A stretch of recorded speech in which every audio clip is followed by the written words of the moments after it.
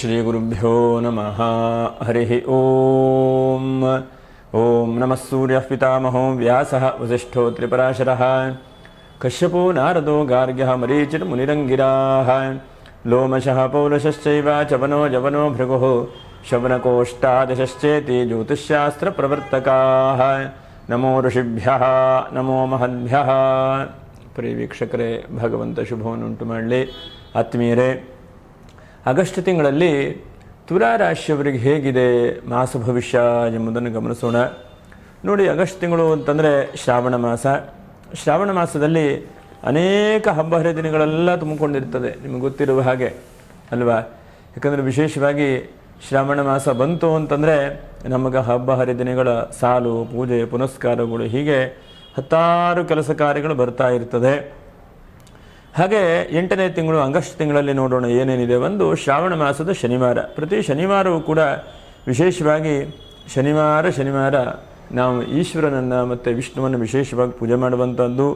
ಹಾಗೆ 8ನೇ ತಾರೀಕಿಗೆ ನೋಡಿ, ಬಹಳ ಮುಖ್ಯವಾಗಿ ನಮಗೆ ವರಮಹಾಲಕ್ಷ್ಮಿಯ ಹಬ್ಬ. ಕನ್ಫ್ಯೂಷನ್ ಇದೆ, 1ನೇ ತಾರೀಕು ಮಾಡಬೇಕು 8ನೇ ತಾರೀಕು ಮಾಡಬೇಕು ಅಂಥೇಳಿ.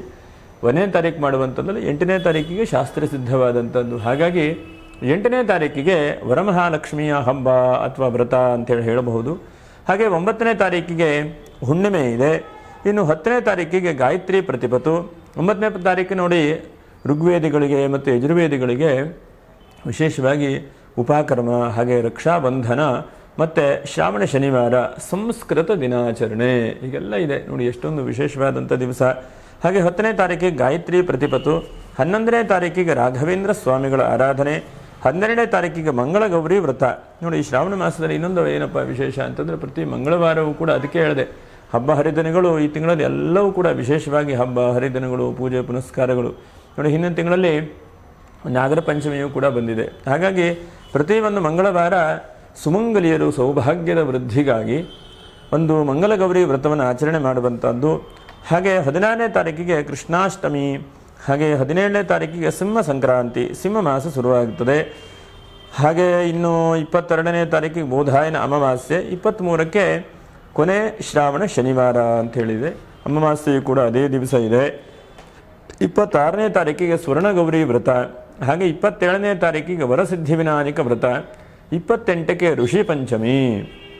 ಹೀಗೆ ಈ ಶ್ರಾವಣ ಮಾಸದ ಕೊನೆಗೆ, ಹಾಗೆ ಭಾದ್ರಪದ ಮಾಸದ ಗಣೇಶನ ಹಬ್ಬವೂ ಕೂಡ ಇದೇ ಆಗಸ್ಟ್ ತಿಂಗಳಲ್ಲಿ ನಮಗೆ ಸಿಗತ್ತೆ. ಹೀಗಿರುವಾಗ ಏನಪ್ಪ ಗ್ರಹಸ್ಥಿತಿ ಎಂಬುದನ್ನು ಗಮನಿಸೋಣ. ನೋಡಿ, ನಿಮ್ಮ ರಾಶಿಯಿಂದ ಪಂಚಮ ರಾಶಿಯಲ್ಲಿ ರಾಹು, ಷಷ್ಠ ರಾಶಿಯಲ್ಲಿ ಶನಿ, ಸಪ್ತಮ ಅಷ್ಟಮ ರಾಶಿಯಲ್ಲಿ ಯಾರಿಲ್ಲ, ಗುರು ಮಾತ್ರ ನಿಮಗೆ 9ನೇ ರಾಶಿಯಲ್ಲಿದ್ದಾರೆ. ಹಾಗಾಗಿ ಗುರುವಿನ ದೃಷ್ಟಿ ನಿಮ್ಮ ರಾಶಿ ಮೇಲೆ ಬೀಳ್ತಾ ಇದೆ. ಹಾಗೆ ಇನ್ನು ದಶಮ ರಾಶಿಯಲ್ಲಿ ಬುಧ ಮತ್ತು ಶುಕ್ರರು, ಹಾಗೆ ಇನ್ನು 12ನೇ ರಾಶಿಯಲ್ಲಿ ಕುಜ. ಹೀಗೆಲ್ಲ ಒಂದು ಗ್ರಹಸ್ಥಿತಿ ಇದೆ ನಿಮಗೆ. ನಾವು ಹೇಳುವಂಥದ್ದು ಇದು ಗೋಚಾರ ಫಲ ಅಂಥೇಳಿ, ನಿಮ್ಮ ಜಾತಕದ ಮೇಲೆ, ದಶಾಭುಕ್ತಿಗಳ ಮೇಲೆ ಸ್ವಲ್ಪ ವ್ಯತ್ಯಾಸವೂ ಕೂಡ ಇರಬಹುದು. ಹಾಗಾಗಿ ತುಲಾರಾಶಿಯವರೇ ಸಂಪೂರ್ಣವಾಗಿ 100ಕ್ಕೆ 100 ಆಗ್ತದೆಯಾ ಅಂಥೇಳಿ ಕೇಳಲಿಕ್ಕೆ ಹೋದರೆ, ಇದು ಗ್ರಹಸ್ಥಿತಿಗಳ ಮೇಲೆ ಅವಲಂಬನೆ ಆಗಿರುತ್ತದೆ. ಹಾಗಾಗಿ ಗ್ರಹಸ್ಥಿತಿಗಳು ಎಷ್ಟು ನಿಮ್ಮ ಮೇಲೆ ಪ್ರಭಾವ ಆಗಬಹುದು, ಎಷ್ಟು ನಿಮ್ಮ ಮೇಲೆ ಅನುಕೂಲ ಆಗಬಹುದು, ನಿಮ್ಮ ದಶಾಭುಕ್ತಿಗಳು ಹೇಗೆ ಹೇಳುವುದನ್ನು ಕೂಡ ಗಮನಿಸಿ ನಾವು ಹಿಂದೆ ಹೇಳಿದಂತಹ ಗ್ರಹಸ್ಥಿಗತ ಸ್ಥಿತಿಗಳ ಮೂಲಕವಾಗಿ ಫಲಗಳನ್ನು ತಿಳ್ಕೊಳ್ಳುವಂತಹ ಒಂದು ಪ್ರಯತ್ನವನ್ನು ಮಾಡೋಣ. ನೋಡಿ, ಗುರುವಿನ ದೃಷ್ಟಿ ಮತ್ತು ರಾಶ್ಯಾಧಿಪತಿಯಾದಂತಹ ಶುಕ್ರನೂ ಕೂಡ ಚಂದ್ರನ ಮನೆಯಲ್ಲಿದ್ದಾನೆ. ಹೀಗಿದ್ದಾಗ ನಿಮ್ಮ ಜೀವನದಲ್ಲಿ ಒಂದು ಹಂತಕ್ಕೆ ಯಾವ್ಯಾವ ಕೆಲಸಗಳು ನಿಂತಿದೆಯೋ ಅಂತಹ ಕೆಲಸಗಳೆಲ್ಲ ಈ ಒಂದು ಶ್ರಾವಣ ಮಾಸ, ಹಬ್ಬ ಹರಿದಿನಗಳು, ಇಂತಹ ಸಮಯದಲ್ಲಿ ಮುಂಚೂಣಿಯಾಗಿ ಮುಂದೆ ಹೋಗ್ಲಿಕ್ಕೆ ಪ್ರಯತ್ನ ಮಾಡ್ತಾ ಇರ್ತದೆ. ಎಷ್ಟೋ ಸಲ ಕೆಲಸ ಕಾರ್ಯಗಳನ್ನು ಎಷ್ಟೇ ಪ್ರಯತ್ನ ಮಾಡಿ ಏನೇ ಮಾಡಿ ಕೆಲಸ ಕಾರ್ಯಗಳು ಅಲ್ಲಾಡುವುದಿಲ್ಲ. ಯಾಕಂದರೆ ಕೆಲವೊಂದು ಸಲ ನಾವು ಪ್ರಯತ್ನ ಮಾಡಿದರೆ ಬೇಗನೆ ಕೆಲಸ ಆಗಿಬಿಡುತ್ತೆ, ಕೆಲವೊಂದು ಸಲ ನಾವು ಪ್ರಯತ್ನ ಮಾಡಿದ್ರೆ ಕೆಲಸವೇ ಆಗುವುದಿಲ್ಲ. ಹಾಗಿದ್ದಾಗ ಏನಪ್ಪ ಅಂತಂದರೆ, ನಾವು ಕೆಲಸವನ್ನು ಬದಲಾವಣೆ ಮಾಡುವಂತಹ ಒಂದು ಪ್ರಯತ್ನವನ್ನು ಮಾಡ್ತಾ ಇರಬೇಕು. ಸಮಯದವರೆಗೂ ಕೂಡ ನಾವು ಕಾಯ್ತಾ ಇರಬೇಕು. ಇದು ಬಹಳ ಮುಖ್ಯವಾದಂಥದ್ದು. ಯಾವತ್ತು ಕೆಲಸ ಕಾರ್ಯಗಳು ಅದಾಗಿ ಅದು ಬರುತ್ತದೆಯೋ ಆವಾಗ ಬಹಳ ಮುಖ್ಯವಾಗಿ ಮುಂದೆ ಹೋಗ್ತಾ ಬರುತ್ತೆ. ಹಾಗಾಗಿ ನಿಮಗೆ ಗುರುವಿನ ದೃಷ್ಟಿಯಿಂದ, ಗುರುವಿನ ಆಶೀರ್ವಾದದಿಂದ ಅದಾಗದು ಮುಂದೆ ಹೋಗುವಂತಹ ಪ್ರಯತ್ನಗಳಾಗತ್ತೆ. ಅದಕ್ಕೆ ನಮ್ಮಲ್ಲಿ ದೈವಾನುಗ್ರಹ ಎಂಬುದಾಗಿ ಹೇಳ್ತಾರೆ. ಎಷ್ಟೋ ಸಲ ದೈವಾನುಗ್ರಹವೇ ಇರುವುದಿಲ್ಲ. ದೈವಾನುಗ್ರಹ ಇಲ್ಲ ಅಂತ ಆದರೆ ಕೆಲಸ ಕಾರ್ಯಗಳು ಮುಂದೆ ಹೋಗ್ಲಿಕ್ಕೆ ಸಾಧ್ಯತೆ ಇಲ್ಲ. ಹಾಗಾಗಿ ಅಂತಹ ಭಗವಂತನ ಅನುಗ್ರಹ ದೈವಾನುಗ್ರಹ ಹೇಳುವಂಥದ್ದು ಬಹಳ ಮುಖ್ಯವಾಗಿ ಈ ತಿಂಗಳಲ್ಲಿ ಸಿಗುತ್ತದೆ. ಯಾಕಂದರೆ ಗುರು ಭಾಗ್ಯ ರಾಶಿಯಲ್ಲಿರುವ ಮಾತ್ರದಿಂದ ಒಂದಷ್ಟು ಭಾಗ್ಯವನ್ನು ನಿಮಗೆ ಕೊಡ್ತಾ ಬರ್ತಾನೆ ಈ ತಿಂಗಳಲ್ಲಿ. ಭಾಗ್ಯಂ ಫಲತೆ ಸರ್ವತ್ರ ನಚ ವಿದ್ಯಾ ನ ಪೂರುಷಂ ಎಂಬುದಾಗಿ ಹೇಳಿದ್ರು ಹಿರಿಯರು. ಎಷ್ಟೋ ಸಲ ನಾವೆಲ್ಲ ಪ್ರಯತ್ನ ಮಾಡ್ತಾ ಇರ್ತೇವೆ, ಎಲ್ಲ ಪ್ರಯತ್ನಕ್ಕೂ ಕೂಡ ಫಲ ಸಿಗುವುದಿಲ್ಲ. ಅದರ ಜೊತೆಗೆ ಭಾಗ್ಯವೂ ಕೂಡ ಸೇರಿದಾಗ, ದೈವಾನುಗ್ರಹವೂ ಕೂಡ ಸೇರಿದಾಗ ಅದು ಬಹಳ ಬೇಗನೆ ಎಲ್ಲ ಕೆಲಸವೂ ಕೂಡ ಆಗ್ತದೆ. ಅದಕ್ಕೆ ಆಡು ಭಾಷೆಯಲ್ಲಿ ನೋಡಪ್ಪ ಅವನ ಕೆಲಸ ಹೇಗಪ್ಪ, ಲಕ್ಕಪ್ಪ ಅವನು ಅಂತೇಳಿ ಹೇಳ್ತಾನೆ. ಲಕ್ ಯಾವುದು ಅಂತಂದರೆ ಒಂದು ಜನ್ಮಾಂತರವಾದಂತಹ ಒಂದು ಪುಣ್ಯಾಂಶ ಇರಬಹುದು.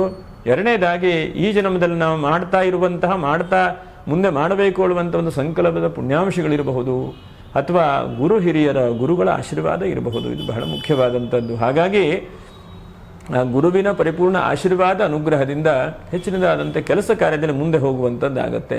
ನೋಡಿ, ಇದು ಬಹಳ ಮುಖ್ಯವಾಗಿ ಒಂದು 10 ಬದಲಾವಣೆಗಳನ್ನು ನಾವು ಕಾಣಬಹುದು. ಒಂದು, ಉದ್ಯೋಗ ಕಳ್ಕೊಂಡವರಿಗೆ ಸ್ವಲ್ಪ ಉದ್ಯೋಗ ಸಿಗುವಂಥ ಚಾನ್ಸಸ್ ಈ ತಿಂಗಳಲ್ಲಾಗುತ್ತೆ. ಯಾಕಂದರೆ ಆಷಾಢ ಮಾಸ ಏನೋ ಅದು ಸರಿ ಇಲ್ಲ, ಇದು ಸರಿ ಇಲ್ಲ ಅಂತ ಹೇಳೆಲ್ಲ ಬಿಟ್ಟಾಯಿತು ಅಂತಂದ್ರೂ ಕೂಡ, ಈಗ ಒಂದು ಶ್ರಾವಣ ಮಾಸದಲ್ಲಾದರೂ ಕೂಡ ಒಂದು ಒಳ್ಳೆ ರೀತಿಯಾದಂಥ ಉದ್ಯೋಗ ಸಿಗುವಂಥ ಚಾನ್ಸಸ್ ಇರುವಂತಹದ್ದು. ಮತ್ತು ವಿದೇಶ ಪ್ರಯಾಣ ಮಾಡಬೇಕು, ವಿದೇಶಕ್ಕೆ ಹೋಗಬೇಕು ಅಂತಂದರೆ ಅಂತಹ ವಿದೇಶದಲ್ಲೂ ಕೂಡ ಅವಕಾಶಗಳು ಸಿಗುವಂಥದ್ದು.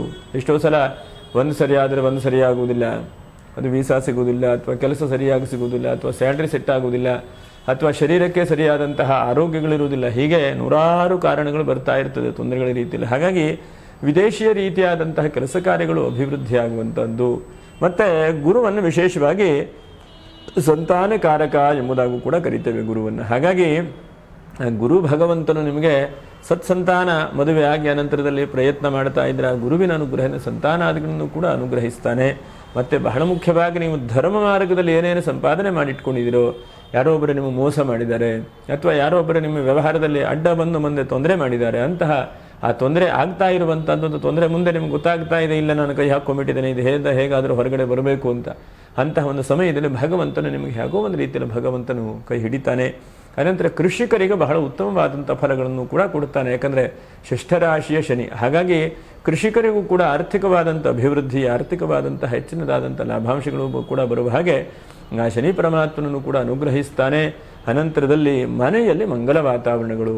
ನಿಮಗೆ ಗೊತ್ತಿದ್ದ ಹಾಗೆ ನೋಡಿ, ವಿಶೇಷವಾಗಿ ವರಮಹಾಲಕ್ಷ್ಮಿ ಹಬ್ಬ 8ನೇ ತಾರೀಕಿಗೆ ಅಲ್ವಾ? ಇದಕ್ಕಿಂತನೂ ಕೂಡ ಹೆಚ್ಚಿನದಾಗಿ ಬೇಕಾ? ಮನೆಯಲ್ಲಿ ಧನ ಧಾನ್ಯಗಳು ಸಮೃದ್ಧಿ ಕೊಡುವಂಥ ಒಂದು ಹಬ್ಬ. ಹಾಗಾಗಿ ಆ ಮನಸ್ಫೂರ್ತಿಯಾಗಿ ಆ ಪೂಜೆ ಪುನಸ್ಕಾರಗಳಲ್ಲಿ ಪಾಲ್ಗೊಂಡ್ರೆ, ಯಾಕಂದರೆ ಎಲ್ಲವನ್ನೂ ಕೂಡ ಹಣದಿಂದಲೇ ನಾವು ಅಳಿಬಾರದು. ಎಷ್ಟೋ ಸಲ ಬಡತನ ಇದ್ದರೂ ಕೂಡ ಅವರ ಮನಸ್ಸು ವಿಶಾಲವಾಗಿರುತ್ತೆ, ಗುಡಿಸಲಾದರೂ ಕೂಡ ಸ್ವಚ್ಛವಾಗಿರುತ್ತೆ. ಯಾಕಂದರೆ ಆ ಮನಸ್ಸು, ಬಡತನ ಶ್ರೀಮಂತಿಗೆ ಹೇಳುವಂಥದ್ದು ಮನಸ್ಸಿಗೆ ಇಲ್ಲ. ನಾವೆಲ್ಲ ಕೆಲವು ಸಲ ಹಾಗೆ ಅಂದ್ಕೊಳ್ತೇವೆ. ಆದರೆ ಒಳ್ಳೆ ರೀತಿಯಾದಂಥ ಮನಸ್ಸಿನ ಭಾವನೆ ಹೇಗೆ ಕೃಷ್ಣನು ಕುಚೇಲನ ಮನೆಗೆ ಹೋಗಿದ್ದಾನೆ ಅಲ್ವಾ, ಹಾಗೆ ಆ ಕುಚೇಲನ ಮನಸ್ಸು ಅಷ್ಟು ಪ್ರೀತಿಯಾಗಿತ್ತು, ಅಷ್ಟು ಭಕ್ತಿಯಾಗಿತ್ತು. ಹಾಗಾಗಿ ಅಂತಹ ಭಕ್ತಿಯ ಪರವಶಿಗೆ ಭಗವಂತನ ಅನುಗ್ರಹಿಸ್ತಾನೆ. ಹಾಗಾಗಿ ನಾವು ಈ ತಿಂಗಳಲ್ಲಿ ಏನಂತಂದರೆ, ಶ್ರಾವಣ ಮಾಸ ಅಂತಂದರೆ ಭಗವಂತನ ಸಂಪೂರ್ಣವಾಗಿ ಶರಣಾಗತಿ ಆಗುವಂಥದ್ದು. ಭಗವಂತನಿಗೆ ನಿನ್ನ ಹೊರತು ನನಗೆ ಪೊರವರು ಯಾರು ಇಲ್ಲ ಹೇಳುವಂತಹ ಒಂದು ಆ ಭಕ್ತಿ ಭಾವನೆಯಿಂದ ಭಗವಂತನ ಮೇಲೆ ಭಾರ ಹಾಕ್ತಾ ಹೋದರೆ ಭಗವಂತನ ಅದಾಗದ ಕೆಲಸ ಕಾರ್ಯಗಳು ಅನುಕೂಲ ಆಗುವಾಗ ಮಾಡ್ತಾನೆ. ಸಪ್ತಮಂ ದೈವ ಚಿಂತನಂ, 5ನೇ ಚಿಂತನೆಯನ್ನು ಭಗವಂತನೇ ಮಾಡ್ತಾನೆ. ಮಿಕ್ಕಿರುವಂಥ 6 ಪ್ರಯತ್ನವನ್ನು ನಾವು ಮಾಡ್ತಾ ಹೋದರೆ ಸಾಕು. ಎಲ್ಲ ಪ್ರಯತ್ನಗಳು ಕೂಡ ನಮ್ಮಿಂದ ಸಫಲವಾಗುವುದಿಲ್ಲ. ಹಾಗಾಗಿ ಭಗವಂತನ ಮೇಲೆ ಭಾರ ಹಾಕ್ತಾ ನಿಮ್ಮ ಕೆಲಸ ಪ್ರಯತ್ನಗಳನ್ನು ಪ್ರಾಮಾಣಿಕವಾಗಿ ಮಾಡ್ತಾ ಹೋಗಿ. ಹಾಗೆ 8ನೇದಾಗಿ ಬಹಳ ಮುಖ್ಯವಾಗಿ ಗಮನಿಸುವಂಥದ್ದು ನೋಡಿ, ಯಾವುದೋ ಒಂದು ರೀತಿಯಾಗಿ ನಿಮ್ಮ ಶರೀರದಲ್ಲಿ ಒಂದು ತಲೆನೋವು, ಮೈಕಾಲು ಅಥವಾ ಹೊಟ್ಟೆ ನೋವು, ಹೀಗೆ ಒಂಥರ ದೊಡ್ಡದ ರೀತಿಯಾದಂಥ ಅನಾರೋಗ್ಯ ಅಂತಲ್ಲ, ಆದರೆ ಆರೋಗ್ಯದಲ್ಲಿ ಸ್ವಲ್ಪ ಆ ಕಡೆ ಈ ಕಡೆ ಆಗ್ತಾ ಇರ್ತದೆ. ಅಂತಹ ಅನಾರೋಗ್ಯ ಪರಿಸ್ಥಿತಿಯನ್ನು ಕೂಡ ಗುರು ಭಗವಂತನು ಅನುಗ್ರಹಿಸ್ತಾನೆ. ಒಳ್ಳೆಯ ರೀತಿಯಾಗಿ ನಿನಗೆ ಆರೋಗ್ಯವಾಗಲಿ ಅಂತಲೂ ಕೂಡ ಗುರುವಿನ ದೃಷ್ಟಿ ಇದ್ದರೆ ರಾಶಿಗೆ ಗುರುನ ದೇಹ ಪುಷ್ಟಿಯನ್ನು ಕೂಡ ಗುರು ಕೊಡ್ತಾನೆ. 12ನೇ ರಾಶಿಯ ಕುಜನೂ ಕೂಡ ನಿಮಗೆ ಏನಾದರೂ ರಿಜಿಸ್ಟರ್ ಆಗುವಂಥದ್ದಿದ್ರೆ, ಅಥವಾ ಭೂಮಿ ವ್ಯವಹಾರ ಮಾಡ್ತಾ ಇರುವಂಥ ರಿಯಲ್ ಎಸ್ಟೇಟ್ ಉದ್ಯಮಗಳಿದ್ರೆ ಈ ರಾಶಿಯವರು, ಅಂಥವರಿಗೆ ಹೆಚ್ಚಿನದಾದಂಥ ಶ್ರೇಯಸ್ಸನ್ನು, ಒಳ್ಳೆ ರೀತಿಯಾದಂಥ ದಾರಿಯನ್ನು ಕೂಡ ಆ ಕುಜನೂ ಕೂಡ ಕೊಡ್ತಾನೆ. ಹಾಗಾಗಿ ಭೂಮಿ ವ್ಯವಹಾರ ಮಾಡಲಿಕ್ಕೆ, ಅಥವಾ ಏನೋ ಒಂದು ಜಾಗ ರಿಜಿಸ್ಟರ್ ಮಾಡಿಕೊಳ್ಬೇಕು, ಅಥವಾ ಮನೆ ಮೇಲೆ ಒಂದು ಮಹಡಿ ನಾನು ಕಟ್ಟಬೇಕು, ಅಥವಾ ಒಂದು ಕೃಷಿ ಜಾಗದ ಅಕ್ಕಪಕ್ಕದಲ್ಲಿ 1-2 ಗುಂಟೆ 4 ಗುಂಟೆ ಜಾಗ ಇದೆ ಅಂತಂದರೆ ಅದನ್ನು ಕೂಡ ಖರೀದಿ ಮಾಡಬೇಕು ಅಂದರೆ ಖಂಡಿತವಾಗಿ ಅದನ್ನು ಖರೀದಿ ಮಾಡಿ. ಅದರಿಂದನೂ ಕೂಡ ಹೆಚ್ಚಿನದಾದಂಥ ಫಲವನ್ನು, ಅನುಕೂಲತೆಗಳನ್ನು ಭಗವಂತ ನೀಡುತ್ತಾನೆ. ಹಾಗೆ ನಿಮ್ಮ ಜೀವನದ ಬಹಳ ಮುಖ್ಯವಾದಂತಹ ಈ ತಿಂಗಳದ ಘಟ್ಟ ಏನಂತಂದರೆ, ಒಂದು 5 ಪರಿವರ್ತನೆ ಬಂದರೆ, ಅದಾಗಿದ್ದು ಬಂದರೆ ನೀವು ಬೇಡ ಅಂತ ಹೇಳಲಿಕ್ಕೆ ಹೋಗಬೇಡಿ. 1ನೇದಾಗಿ ಯಾವುದಾದ್ರೂ ಸ್ವಲ್ಪ ಕೆಲಸದಲ್ಲಿ ಸಂಬಳ ಏನಾದರೂ ಕಡಿಮೆ ಇದೆ ಹಾಗೆ ಹೀಗೆ ಅಂತ ಆದರೂ ಕೂಡ ಬಿಡ್ಲಿಕ್ಕೆ ಹೋಗಬೇಡಿ. ಮತ್ತು ನಿಮಗೆ ಪ್ರಮೋಷನ್ ಸಿಗಲಿಕ್ಕೆ ನೀವು ಪ್ರಯತ್ನ ಮಾಡಿದಿರಿ, ಪ್ರಮೋಷನ್ ಕೊಡಬೇಕಪ್ಪ, ಸ್ವಲ್ಪ ಟ್ರಾನ್ಸ್ಫರ್ ಆಗುತ್ತೆ, ಬೇರೆ ಕಡೆ ಕರ್ಕೊಂಡು ಹೋಗ್ತೇನೆ ಅಂತಂದರೆ ಖಂಡಿತವಾಗಿ ಅದಕ್ಕೆ ಒಪ್ಕೊಳ್ಳುವಂತಹ ಒಂದು ಪ್ರಯತ್ನ ಮಾಡಿ. ಮತ್ತು ಮೂರನೇದಾಗಿ ನಿಮ್ಮ ಮೇಲೆ ಯಾರು ಹಸ್ತಕ್ಷೇಪವನ್ನು ಒತ್ತಡವನ್ನು ಮಾಡ್ತಾ ಇದ್ದಾರೋ ಅಂಥವರಿಗೂ ಕೂಡ ಆ ದೈವಾನುಗ್ರಹದಿಂದ ಅದಾಗದು ಹೋಗಿಬಿಡುತ್ತದೆ. ಶತ್ರು ರೀತಿಯಾದಂತಹ ದೋಷಗಳು ಆ ಶತ್ರು ಅದಾಗದ ಪರಿಹಾರ ಆಗುವಂಥ ಸಾಧ್ಯತೆಗಳಾಗುತ್ತೆ. ನಾಲ್ಕನೇದಾಗಿ ಬಹಳ ಮುಖ್ಯವಾಗಿ ಗಮನಿಸುವಂಥದ್ದು ರಾಹುವಿಂದ ಹೆಚ್ಚಿನದಾದಂತಹ ಮನಶ್ಚಾಂಚಲ್ಯ. ಯಾಕಂದರೆ ತುಲಾರಾಶಿಯವರು ಯಾವಾಗೂ ಕೂಡ ಮನಸ್ಸಿನ ಚಂಚಲತ್ವ, ಏನು ಮಾಡಬೇಕಪ್ಪ, ಏನು ಮಾಡಿದ್ರೆ ಆಗುತ್ತೆ, ಅಥವಾ ಎಲ್ಲವೂ ಕೂಡ ತೊಂದರೆ ಆಗಿಬಿಡುತ್ತಾ ಅಂಥೇಳಿ ಅನ್ನಿಸ್ತಾ ಇರುತ್ತೆ. ಹಾಗಾಗಿ ಅಂತಹ ಮನಶ್ಚಾಂಚಲ್ಯವನ್ನು ಕೂಡ ರಾಹು ಪರಿಹಾರ ಮಾಡ್ತಾನೆ. ವಿದ್ಯಾರ್ಥಿಗಳ ಜೀವನದಲ್ಲೂ ಕೂಡ ಹೆಚ್ಚಿನದಾದಂಥ ಶ್ರೇಯಸ್ಸಾಗುವ ಹಾಗಾಗ್ತದೆ. ಇನ್ನು ಆರ್ಥಿಕವಾದಂಥ ರೀತಿಯಲ್ಲೂ ಕೂಡ ಬುಧ ಶುಕ್ರರ ಒಟ್ಟಿಗೆ ಇದ್ದಾರೆ. ಹಾಗಾಗಿ ಆರ್ಥಿಕವಾಗುವ ಒಂದು ಹಂತಕ್ಕೆ ಡೆವಲಪ್ ಆಗುವಂಥದ್ದು, ಎಲ್ಲೋ ಇನ್ವೆಸ್ಟ್ಮೆಂಟ್ ಮಾಡುವಂಥದ್ದು, ನಿಮಗೆ ಹಣ ಬರುವಂಥದ್ದು, ಅಥವಾ ನಿಮ್ಮ ಮನಸ್ಸಿಗೆ ಯಾವುದೋ ಒಂದು ಬೇರೆ ಒಂದು ಪಾರ್ಟ್ ಟೈಮ್ ಕೆಲಸ ಮಾಡೋಣ, ಇದರಿಂದನೂ ಕೂಡ ಇಷ್ಟೊಂದು ಹಣ ಬರಲಿ ನನಗೆ ಅಂಥೇಳಿ ಅನಿಸುವಂತಹದ್ದು, ಆ ಪ್ರಯತ್ನ ಸಫಲ ಆಗುವಂಥದ್ದು ಹೀಗೆಲ್ಲ ಆಗುತ್ತೆ. ಎಷ್ಟೋ ಸಲ ನಮ್ಮ ಪ್ಲ್ಯಾನೇ ಮಾಡೋದಿಲ್ಲ, ಪ್ರಯತ್ನವನ್ನೇ ಮಾಡೋದಿಲ್ಲ. ಹಾಗೆ ಈ ತಿಂಗಳಲ್ಲಿ ಪ್ರಯತ್ನ ಮಾಡಿ ಆ ಪ್ರಯತ್ನಕ್ಕೆ ದೈವಾನುಗ್ರಹವೂ ಕೂಡ ಸಿಗುತ್ತೆ. ಅದರ ಜೊತೆಯಲ್ಲಿ ಹಣಕಾಸಿನ ವ್ಯವಸ್ಥೆಯೂ ಕೂಡ ನಿಮ್ಗಾಗತ್ತೆ. ಯಾಕಂದರೆ ಎಷ್ಟೋ ಸಲ ಹಣಕಾಸಿನ ವ್ಯವಸ್ಥೆ ಇಲ್ಲ, ಬರೀ ಸುಮ್ಮನೆ ಕೆಲಸ ಮಾಡುವಂಥದ್ದಾಗತ್ತೆ. ಹಾಗಾಗಿ ಅಂಥ ಸುಮ್ಮನೆ ಕೆಲಸ ಮಾಡದೇ ಇದ್ದ ಹಾಗೆ ಆ ಹಣಕಾಸಿನ ವ್ಯವಸ್ಥೆಯನ್ನು ಕೂಡ ಭಗವಂತನು ಅನುಗ್ರಹಿಸ್ತಾನೆ. ಅನಂತರದಲ್ಲಿ ಬಹಳ ಮುಖ್ಯವಾಗಿ ಒಂದು 5 ಜಾಗ್ರತೆಯನ್ನು ಕೂಡ ಈ ತಿಂಗಳಲ್ಲಿ ನೀವು ಕಾಣಬೇಕು. 1ನೇ ಜಾಗ್ರತೆ ಏನು?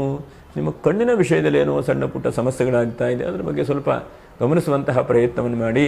ಮತ್ತು ಈ ತಿಂಗಳಲ್ಲಿ ಫೈನಾನ್ಸ್ ಮಾಡುವಂಥವರು ಸ್ವಲ್ಪ ಬೆಳ್ಳಿ ಬಂಗಾರ ಖರೀದಿ ಮಾಡುವಾಗ ಇಂತಹ ವಿಷಯದಲ್ಲಿ ಸ್ವಲ್ಪ ಜಾಗೃತಿ ವಹಿಸ್ಕೊಳ್ಬೇಕು. ಯಾಕಂದರೆ ಎಷ್ಟೋ ಸಲ ನಾವು ಅಂದ್ಕೊಳ್ತೇವೆ ನಮಗೆ ಬಹಳಷ್ಟು ಮೋಸ ಆಗಿ ಹೋಗ್ತದೆ, ಹಾಗೆ ಕೊನೆಗೆ ಏನೂ ಮಾಡಲಿಕ್ಕೆ ಆಗೋದಿಲ್ಲ. ಹಾಗಾಗಿ ಸ್ವಲ್ಪ ಹಣಕಾಸಿನ ವ್ಯವಸ್ಥೆಯಲ್ಲಿ ಸ್ವಲ್ಪ ಜಾಗೃತಿ ವಹಿಸ್ಕೊಳ್ಳುವಂಥದ್ದು ಪ್ರಯತ್ನ ಮಾಡಿ. ಹಾಗೆ 3ನೇದಾಗಿ ಈ ತಿಂಗಳಲ್ಲಿ ಯಾರಿಗೂ ಕೂಡ ಮಾತನ್ನು ಕೊಡ್ಲಿಕ್ಕೆ ಹೋಗಬೇಡಿ. ಹಾಗೆ ಮಾಡ್ತೇನೆ, ಹೀಗೆ ಮಾಡ್ತೇನೆ, ಅಥವಾ ನೋಡೋಣಪ್ಪ ನಿನ್ನ ಮನೆ ಕಟ್ಟುವಾಗೇನೋ ಹೆಲ್ಪ್ ಮಾಡ್ತೇನೆ ಅಂಥೇಳಿ ಅದು ಇದು ಹೇಳಲಿಕ್ಕೆ ಹೋಗಬೇಡಿ. ಯಾಕಂದರೆ ಆ ಸಮಯ ಹೇಗಿರುತ್ತೋ ಗೊತ್ತಿಲ್ಲ, ಅನುಕೂಲತೆಗಳು ಇರಬಹುದು, ಅನುಕೂಲತೆಗಳು ಇಲ್ಲದೇನೂ ಕೂಡ ಇರಬಹುದು. ಹಾಗಾಗಿ ಯಾರಿಗೂ ಮಾತನ್ನು ಕೊಡ್ಲಿಕ್ಕೆ ಹೋಗಬೇಡಿ. ಮತ್ತು ಅಕ್ಕಪಕ್ಕದ ವ್ಯಕ್ತಿಗಳಿರಬಹುದು, ಅಥವಾ ನಿಮ್ಮ ಜೊತೆಗೇ ಒಡನಾಟದಲ್ಲಿರುವಂತಹ ವ್ಯಕ್ತಿಗಳಿರಬಹುದು, ಅವರ ಹತ್ರ ಎಷ್ಟನ್ನು ನೀವು ಶೇರ್ ಮಾಡಬೇಕು ಅಷ್ಟನ್ನೇ ಶೇರ್ ಮಾಡಲಿಕ್ಕೆ ಹೋಗಿ. ಯಾಕಂದರೆ ಎಲ್ಲವನ್ನೂ ಕೂಡ ಹೇಳಿ ಕೊನೆಗೆ ಅದೇ ನಿಮಗೆ ಮಾರಕ ಆಗಬಹುದು, ಅದೇ ನಿಮಗೆ ಸಮಸ್ಯೆ ಆಗಬಹುದು. ಎಷ್ಟೋ ಸಲ ನಮ್ಮ ಸಮಸ್ಯೆಗಳನ್ನು ಇನ್ನೊಬ್ಬರ ಹತ್ರ ಹೇಳ್ಕೊಂಡಾಗದು ಮತ್ತೂ ಕೂಡ ಇನ್ನು ಸಮಸ್ಯೆಗಳು ಜಾಸ್ತಿ ಆಗ್ತಾ ಹೋಗುತ್ತೆ. ಹಾಗಾಗಿ ಎಷ್ಟು ಹೇಳ್ಕೊಳ್ಬೇಕೋ ಎಷ್ಟು ಮಾಡಬೇಕೋ ಅದನ್ನೇ ಹೇಳ್ತಾ ಬನ್ನಿ. ಅದರಿಂದ ನಿಮ್ಗೆ ಹೆಚ್ಚಿನದಾದಂತಹ ಅಭಿವೃದ್ಧಿ ಆಗುತ್ತೆ, ಲಾಭವೂ ಕೂಡ ಆಗುತ್ತೆ. ಕೆಲವೊಂದು ಸಲ ನಾವು ಹೆಚ್ಚು ಹೇಳಿದ ತಕ್ಷಣ ನಮ್ಮ ಮನಸ್ಸಲ್ಲಿರುವಂಥದ್ದೆಲ್ಲ ಕಡಿಮೆ ಆಗಿದೆ ಅಂತ ಅನಿಸುತ್ತೆ, ಅದರಿಂದ ತೊಂದರೆಯೂ ಕೂಡ ಬರುತ್ತೆ. ಹಾಗಾಗಿ ಎಷ್ಟು ಸಾಧ್ಯವಾಗುತ್ತೋ ಅಷ್ಟು ಜಾಗ್ರತೆ ಇಟ್ಕೊಂಡು ಮಾತಿನ ವಿಷಯದಲ್ಲಿ ಬಹಳ ಜಾಗ್ರತೆ ಇಟ್ಕೊಳ್ಳಿ. ಯಾಕಂದರೆ ಶುಕ್ರನ ಬುಧನ ಜೊತೆಗೆ ಚಂದ್ರನ ರಾಶಿಯಲ್ಲಿದ್ದಾನೆ. ಹಾಗಾಗಿ ಸ್ವಲ್ಪ ಈ ರಾಶಿಯ ಸ್ತ್ರೀಯರಿಗೆಲ್ಲ ಸ್ವಲ್ಪ ಕಿರಿಕಿರಿ ಆಗುವಂಥದ್ದು, ಚಿಂತೆ ಆಗುವಂಥದ್ದು, ಅಥವಾ ಏನೋ ಒಂದು ಕೆಲಸ ಕಾರ್ಯಕ್ಕೆ ಹೋಗ್ತಾ ಇರ್ತೀರಿ, ಅಲ್ಲೇನೋ ಒಂದು ಆತಂಕ ಆಗುವಂಥ ಸಾಧ್ಯತೆಗಳಾಗುತ್ತೆ. ಇದಿಷ್ಟು ಇನ್ನು ಮಿಕ್ಕಿರುವಂತಹದ್ದು ಈ ತಿಂಗಳಲ್ಲಿ ಎಲ್ಲ ರೀತಿಯಾದಂಥ ಅಭಿವೃದ್ಧಿಯನ್ನು ಭಗವಂತ ದಯಪಾಲಿಸ್ತಾನೆ. ಹಾಗೆ ವಾಹನಾದಿಗಳನ್ನು ಕೊಂಡ್ಕೊಳ್ಳೋರಿದ್ದರೆ ಖಂಡಿತವಾಗೂ ಕೊಂಡ್ಕೊಳ್ಳಿ. ಮತ್ತು ಸ್ವಲ್ಪ ದ್ರವ್ಯಗಳು, ಬೆಳ್ಳಿ, ಬಂಗಾರ, ತಾಮ್ರ, ಹಿತ್ತಾಳೆ ಇಂತಹದ್ದನ್ನು ಖರೀದಿ ಮಾಡುವಾಗ ಸ್ವಲ್ಪ ನೋಡ್ಕೊಂಡು ಖರೀದಿ ಮಾಡಿ ಅಂತೇಳಿ ಹೇಳ್ತೇನೆ. ಸಣ್ಣ ಪುಟ್ಟ ಸಮಸ್ಯೆಗಳು ಕೂಡ ನಿಮಗೆ ಕಾಣಬಹುದು. ಯಾಕಂದರೆ ಎಲ್ಲವನ್ನೂ ಕೂಡ ನಾವು ಪೂರಕವಾಗಿ ತಿಳ್ಕೊಂಡು ಮಾಡುವಂಥದ್ದು ಬಹಳ ಉತ್ತಮವಾದಂಥದ್ದು. ಬಹಳ ಉತ್ತಮವಾಗಿ ಗುರುವಿನ ದೃಷ್ಟಿ, ಗುರುವಿನ ಆಶೀರ್ವಾದದಿಂದ ನಿಮ್ಮ ಕೆಲಸ ಕಾರ್ಯದಲ್ಲಿ ಹೆಚ್ಚಿನದಾದಂಥ ಅಭಿವೃದ್ಧಿಯನ್ನು ಈ ತಿಂಗಳಲ್ಲಿ ಕಾಣಬಹುದು. ಮತ್ತು ಎಲ್ಲೋ ಒಂದು ಹೊರಗಡೆ ಇರುವಂಥವರು ಅಥವಾ ಸೋದರರಿಂದ ತುಂಬ ಆತ್ಮೀಯತೆ ಈ ತಿಂಗಳಲ್ಲಿ ಬೆಳೀತದೆ. ಯಾಕಂದರೆ ಎಷ್ಟೋ ಕಷ್ಟ ಕಾಲದಲ್ಲಿ ನಮಗೆ ಯಾರು ಹೆಲ್ಪ್ ಮಾಡ್ತಾರೆ ಅಂತಂದರೆ ನಮ್ಮ ಯಾರೋ ಅಣ್ಣ ತಮ್ಮನೇ ಮಾಡ್ತಾರೆ ಅಂತಲ್ಲ, ಸೋದರರಿರಬಹುದು, ಬೇರೆಯವರಿರಬಹುದು, ಯಾರೋ ಒಬ್ಬರು ನಮಗೆ ಬಂದು ಸಹಾಯ ಮಾಡ್ತಾರೆ. ಯಾಕಂದರೆ ಭಗವಂತನು ಯೋಗಕ್ಷೇಮಂ ವಹಾಮ್ಯಹಂ, ಗುರುವಿನ ದೃಷ್ಟಿ ಏನು ಮಾಡ್ತದೆ ಅಂತಂದರೆ ನಿಮ್ಮ ಸ್ವಂತ ಇದ್ದವರೇ ಏನೋ ಅನುಕೂಲ ಮಾಡ್ತಾರೆ ಅಂತಲ್ಲ, ಆದರೆ ಯಾರೋ ಒಬ್ಬರು ನಿಮಗೆ ಕಷ್ಟ ಕಾಲದಲ್ಲಿ ಆ ಭಗವಂತನ ಆ ಸ್ವರೂಪದಿಂದ ನಮಗೆ ಅನುಗ್ರಹ ಮಾಡ್ತಾನೆ. ಹಾಗಾಗಿ ಎಲ್ಲ ರೀತಿಯಾದಂಥ ಅಭಿವೃದ್ಧಿಯನ್ನು ಕೂಡ ಭಗವಂತ ನೀಡ್ತಾನೆ. ಈ ತಿಂಗಳಲ್ಲಿ ಉತ್ತಮವಾದಂತಹ ದಿನಾಂಕ ಯಾವುದಪ್ಪ ಅಂತಂದರೆ 8ನೇ ತಾರೀಕು ಬಹಳ ಪ್ರಶಸ್ತವಾಗಿದೆ. ವಿಶೇಷವಾಗಿ ವರಮಹಾಲಕ್ಷ್ಮಿ ಪೂಜೆ ಪುನಸ್ಕಾರಗಳನ್ನು ಮಾಡುವಂಥದ್ದು. ಹಾಗಾಗಿ ಭಕ್ತಿಯಿಂದ ಆ ತಾಯಿಯನ್ನು ನೆನೆರಿ, ಪ್ರಾರ್ಥನೆ ಮಾಡಿಕೊಳ್ಳಿ. ಇದರಿಂದ ಏನಾಗುತ್ತೆ, ಆ ಮಹಾಲಕ್ಷ್ಮಿ ಅನುಗ್ರಹ ನಿಮ್ಮ ಮೇಲೆ ಬಿದ್ದು ಹೆಚ್ಚಿನದಾದಂಥ ಅಭಿವೃದ್ಧಿ ಆಗುತ್ತೆ. ಯಾಕಂದರೆ ಶುಕ್ರನ ರಾಶಿ ಇದು. ವಿಶೇಷವಾಗಿ ಆರ್ಥಿಕವಾದಂಥ ಅಭಿವೃದ್ಧಿಯನ್ನು ವರಮಹಾಲಕ್ಷ್ಮಿ ಹಬ್ಬದ ಮುಂದೆ ಎಲ್ಲ ರೀತಿಯಾಗೂ ನೀವು ಕಾಣಲಿಕ್ಕೆ ಸಾಧ್ಯತೆ ಇದೆ. ತುಲಾರಾಶಿಯವರು ಹೇಗೆ ಅಂತಂದರೆ ನಿಮ್ಮ ಕೈಯಲ್ಲಿ 10 ರೂಪಾಯಿ ಇದ್ದರೆ 1 ರೂಪಾಯಿ ಒಳ್ಳೆಯದಕ್ಕೆ ಉಪಯೋಗಿಸುವಂತಹ ಒಂದು ವ್ಯಕ್ತಿಗಳು ನೀವು ಅಲ್ವ. ಹಾಗಾಗಿ ನಿಮ್ಮ ಕೈಗೂ ಕೂಡ ವಿಶೇಷವಾಗಿ ಪ್ರಭೂತ ಹಣ, ಅದಕ್ಕೆ ವಿಶೇಷವಾಗಿ ಕೈ ತುಂಬ ಹಣ ಬಂದರೆ ನೀವು 4 ಜನಕ್ಕೆ ಕೊಡುವಂತಹ ಮನಸ್ಥಿತಿ ಉಳ್ಳಂಥವ್ರು. ಹಾಗಾಗಿ ಆ ಸಮೃದ್ಧಿಯಾಗಿ ಮಹಾಲಕ್ಷ್ಮಿ ಅನುಗ್ರಹಿಸಲಿ ಅಂಥೇಳಿ 8ನೇ ತಾರೀಕಿಗೆ ಭಕ್ತಿಯಿಂದ ಪೂಜೆಯನ್ನು ಮಾಡಿಕೊಳ್ಳಿ. ಏನಾದರೂ ಒಂದು ಮನಸ್ಸಿಗೆ ಪ್ಲ್ಯಾನ್ ಮಾಡಿಕೊಳ್ಳಿ, ಈ ವರ್ಷದಲ್ಲಿ ನಾನು ಈ ಕೆಲಸವನ್ನು ಮಾಡ್ತೇನೆ, ಈ ಕೆಲಸದಿಂದ ನನಗೆ ಹೆಚ್ಚಿನದಾದಂಥ ಅಭಿವೃದ್ಧಿಯಾಗಲಿ, ಇನ್ನು ಮುಂದೆ ಇದರಿಂದ ನನಗೆ ಲಕ್ಷ್ಮೀ ಪ್ರಾಪ್ತಿ ಹಲವಾರು ರೀತಿಯಲ್ಲಿ ಅನುಕೂಲ ಆಗಲಿ ಅಂಥೇಳಿ ಆ ಮಹಾಲಕ್ಷ್ಮಿಯನ್ನು ಬೇಡ್ಕೊಳ್ಳಿ. ಯಾಕಂದರೆ ಯಾವತ್ತೂ ಕೂಡ ನಾವು ಆಗಲ್ಲ ಸಿಗಲ್ಲ ಅಂತ ಅಂದ್ಕೊಳ್ತಾ ಹೋದರೆ ಸಿಗುವುದು ಕೂಡ ದೂರ ಹೋಗ್ತದೆ ಜೀವನದಲ್ಲಿ. ಹಾಗಾಗಿ ಆಗತ್ತೇ ಹೇಳುವಂಥ ಒಂದು ಭಾವನೆಯಿಂದ ಮನುಷ್ಯ ಪ್ರಯತ್ನವನ್ನು ಮಾಡ್ತಾ ಇರಬೇಕು.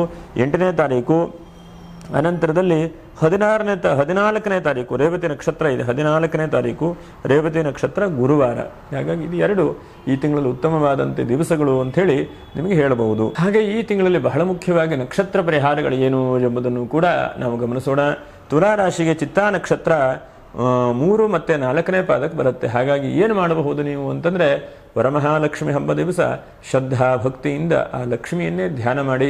ಮತ್ತು ವಿಶೇಷವಾಗಿ ಶ್ರವಣ ನಕ್ಷತ್ರ ಇರುತ್ತೆ ನೋಡಿ ಸಾಯಂಕಾಲಕ್ಕೆ. ಹಾಗಾಗಿ 8ನೇ ತಾರೀಕಿಗೆ ಸಾಯಂಕಾಲಕ್ಕೆ ಲಕ್ಷ್ಮೀನಾರಾಯಣ ಹೃದಯ ಅಂತಿದೆ. ಹಾಗಾಗಿ ಅಂತಹ ಲಕ್ಷ್ಮೀನಾರಾಯಣ ಹೃದಯವನ್ನು ಭಕ್ತಿಯಿಂದ ಪಾರಾಯಣೆ ಮಾಡಿ, ಪೂಜೆ ಮಾಡಿ, ನಮಸ್ಕಾರ ಮಾಡಿ. ಆ ಮಹಾಲಕ್ಷ್ಮಿ ಅನುಗ್ರಹದಿಂದ ಹೆಚ್ಚಿನದಾದಂಥ ಶ್ರೇಯಸ್ಸಾಗುವಾಗ ಆಗುತ್ತೆ. ಸಂಧ್ಯಾಕಾಲದಲ್ಲಿ ತಪ್ಪದೇ ಮಾಡಿ. ಯಾಕಂದರೆ ನೀವು ನಿಮ್ಮ ಕೈಯಲ್ಲಿ ಏನು ಸಾಧ್ಯ ಆಗುತ್ತೋದು. ಅಥವಾ ಇವತ್ತು ಲಕ್ಷ್ಮೀನಾರಾಯಣ ಹೃದಯ ಅಂಥೇಳಿ ಯೂಟ್ಯೂಬಲ್ಲೋ ಗೂಗಲಲ್ಲೋ ಹೋಗಿ ಸರ್ಚ್ ಮಾಡಿದ್ರೆ ಹೇಳಿರುವಂಥದ್ದು ಕೇಳಿಸ್ಕೊಳ್ಳಿಕ್ಕೆ ಅವಕಾಶ ಇದೆ. ಅದನ್ನು ಕೂಡ ಖಂಡಿತವಾಗೂ ಕೇಳಿಸ್ಕೊಳ್ಳಿ ಅಂತೇಳಿ ಹೇಳ್ತೇನೆ. ಹಾಗೆ ಸ್ವಾತಿ ನಕ್ಷತ್ರ ಬಹಳ ಮುಖ್ಯವಾಗಿ ಈ ತಿಂಗಳಲ್ಲಿ ಇಷ್ಟು ಸಾಧ್ಯ ಆಗುತ್ತೋ ಅಷ್ಟು ಹುಣ್ಣಿಮೆ ದಿವಸ 9ನೇ ತಾರೀಕಿಗೆ ನಾಗನ ಆರಾಧನೆ ಮಾಡಿ. ಅದರ ಜೊತೆಯಲ್ಲಿ ನೋಡಿ ಉಪಕ್ರಮವೂ ಕೂಡ ಬಂದಿದೆ. 9ನೇ ತಾರೀಕು ಶನಿವಾರ ಇದೆ. ಹಾಗಾಗಿ ಎಷ್ಟು ಸಾಧ್ಯ ಆಗುತ್ತೋ ಅಷ್ಟು ನಾಗನ ಕ್ಷೇತ್ರಕ್ಕೆ ಹೋಗುವಂಥದ್ದು, ನಾಗನಿಗೆ ಅಭಿಷೇಕ ಮಾಡಿಸುವಂಥದ್ದು ತಪ್ಪದೇ ಮಾಡಿ ನೀವು. ಯಾಕಂದರೆ ಹಿಂದಿನ ತಿಂಗಳಿಗೆ ನಮಗೆ ಕಾಣಿಸುವ ಹಾಗೆ ನಾಗರ ಪಂಚಮಿ ಇದೆ. ಈ ತಿಂಗಳಲ್ಲಿ ಸ್ವಾತಿ ನಕ್ಷತ್ರ ರಾಹುವಿನ ನಕ್ಷತ್ರ ಆದ್ರಿಂದ ವಿಶೇಷವಾಗಿ ಹುಣ್ಣಿಮೆ ದಿವಸ ಭಕ್ತಿಯಿಂದ ನಾಗದೇವರಿಗೆ ಭಕ್ತಿಯಿಂದ ಸ್ಮರಣೆ ಮಾಡಿಕೊಳ್ಳಿ. ನನ್ನೆಲ್ಲ ಕೆಲಸ ಕಾರ್ಯಗಳು ಕೂಡ ಅಭಿವೃದ್ಧಿ ಆಗುವಾಗ ನೀನು ಮಾಡು, ಎಲ್ಲ ರೀತಿಯಾದಂಥ ಹೆಚ್ಚಿನದಾದಂಥ ಶಕ್ತಿಯನ್ನು ಸಾಮರ್ಥ್ಯವನ್ನು ತುಂಬು ಅಂಥೇಳಿ ದೇವರಲ್ಲಿ ಬೇಡಿಕೊಳ್ಳಿ. ಯಾಕಂದರೆ ಆ ಭಗವಂತನ ಅನುಗ್ರಹದಿಂದ ಎಲ್ಲವೂ ಕೂಡ ನಡಿಬೇಕು. ಹಾಗಾಗಿ ಭಗವಂತನ ಅನುಗ್ರಹಿಸಲಿ ಅಂಥೇಳಿ. ಇನ್ನು ವಿಶಾಖ ನಕ್ಷತ್ರ 1, 2, 3ನೇ ಪಾದ ಎಷ್ಟು ಸಾಧ್ಯವಾಗತ್ತೆ ನೋಡಿ ಅಷ್ಟು ಶ್ರಾವಣ ಮಾಸ ಆರಂಭವಾದದ್ರಿಂದ ಪ್ರತಿ ದಿವಸವೂ ಕೂಡ ನೀವು ಬೆಳಗ್ಗೆ ಎದ್ದು ಬಿಳಿ ತುಂಬೆ ಹೂವು ಎಲ್ಲರಿಗೂ ಕೂಡ ಗೊತ್ತಿರುವಂಥದ್ದು, ಅಂತಹ ಬಿಳಿ ತುಂಬೆ ಹೂವನ್ನು ಈಶ್ವರನಿಗೆ ಅರ್ಚನೆ ಮಾಡಿ. ನಿಮ್ಮ ಮನೆಯಲ್ಲೇ ಪ್ರತಿ ದಿವಸ ಆಗುತ್ತೋ ಮನೆಯಲ್ಲೇ ಮಾಡಿ. ಅಥವಾ ಎಲ್ಲರೂ ಅಕ್ಕಪಕ್ಕದಲ್ಲಿ ಈಶ್ವರ ದೇವಸ್ಥಾನ ಇದ್ದರೆ ಎಷ್ಟೋ ತುಂಬೆ ಹೂವು, ಚಿಕ್ಕದಾದಂಥ ಹೂವು, ಬಿಳಿ ತುಂಬೆ ಹೂವು ಅಂದರೆ ಎಲ್ಲರಿಗೂ ಕೂಡ ಗೊತ್ತಿರುತ್ತೆ. ಅಂತಹ ಆ ತುಂಬೆ ಹೂವನ್ನು ಶಿವನಿಗೆ ಅರ್ಚನೆ ಮಾಡಿ ಭಕ್ತಿಯಿಂದ ಬೇಡ್ಕೊಳ್ಳಿ. ಭಗವಂತ ನನಗೆ ಎಲ್ಲ ರೀತಿಯಾದಂತಹ ಸಮೃದ್ಧಿಯನ್ನು ಕೊಡು. ಯಾಕಂದರೆ ಇದೊಂದು ಶ್ರಾವಣ ಮಾಸ, ವಿಶೇಷವಾಗಿ ಶಿವನಿಗೆ ವಿಷ್ಣುವಿಗೆ ವಿಶೇಷವಾಗಿ ಪೂಜೆ ಮಾಡುವಂಥದ್ದು. ಹಾಗಾಗಿ ಅಂತಹ ಶಿವ ವಿಷ್ಣುವಿನ ಅನುಗ್ರಹದಿಂದ ಹೆಚ್ಚಿನದಾದಂತಹ ಮಂಗಲ ವಾತಾವರಣಗಳು ಆಗಲಿ. ಯಾಕಂದರೆ ಶ್ರಾವಣ ಮಾಸದಲ್ಲಿ ನಮ್ಮೆಲ್ಲರಿಗೂ ಕೂಡ ಒಂದು ಹಬ್ಬ ಹರಿದಿನಗಳೇ ಎಲ್ಲವೂ ಕೂಡ ಎಲ್ಲ ದಿವಸವೂ ಕೂಡ ಬಹಳ ಉತ್ತಮವಾದಂಥದ್ದು. ಹಾಗಾಗಿ ವಿಶಾಖ ನಕ್ಷತ್ರದವರು 1, 2, 3ನೇ ಪಾದದವರು ತುಂಬೆ ಹೂವನ್ನು ಶಿವನಿಗೆ ಅರ್ಚನೆ ಮಾಡಿ ಭಕ್ತಿಯಿಂದ ಬೇಡ್ಕೊಂಡು ಆ ಶಿವನ ಪಾದಕ್ಕೆ ನಮಸ್ಕಾರ ಮಾಡಿ. ಅನನ್ಯಾಶ್ಚಿಂತಯಂತೋ ಮಾಂ ಯೇ ಜನಾಃ ಪರ್ಯುಪಾಸತೆ ತೇಷಾಂ ನಿತ್ಯಾಭಿಯುಕ್ತಾನಾಂ ಯೋಗಕ್ಷೇಮಂ ವಹಾಮ್ಯಹಂ ಅಂತ ಭಗವಂತ ಕೃಷ್ಣ ಹೇಳ್ತಾನೆ ಭಗವದ್ಗೀತೆಯಲ್ಲಿ. ಅಂತಹ ಭಗವದ್ಗೀತೆ ಮಹತ್ತರವಾದಂಥ ಒಂದು ಗ್ರಂಥ. ಅಂತಹ ಗ್ರಂಥವನ್ನು ನಾವು ಅಧ್ಯಯನ ಮಾಡೋಣ. ನಮ್ಮ ಇನ್ನೊಂದು ದೇವತಾ ದರ್ಶನ ಹೇಳುವಂಥ ಯೂಟ್ಯೂಬ್ ಚಾನಲ್ ಇದೆ, ಅದಕ್ಕೂ ಕೂಡ ಸಬ್ಸ್ಕ್ರೈಬ್ ಆಗಿ ಚಂದಾದಾರರಾಗಿ ಅಂತ ಹೇಳ್ತಾ ಅದರಲ್ಲೂ ಕೂಡ ಅನೇಕ ರೀತಿಯಾದಂಥ ವಿಡಿಯೋವನ್ನು ಅಪ್ಲೋಡ್ ಮಾಡ್ತಾ ಇದ್ದೇವೆ.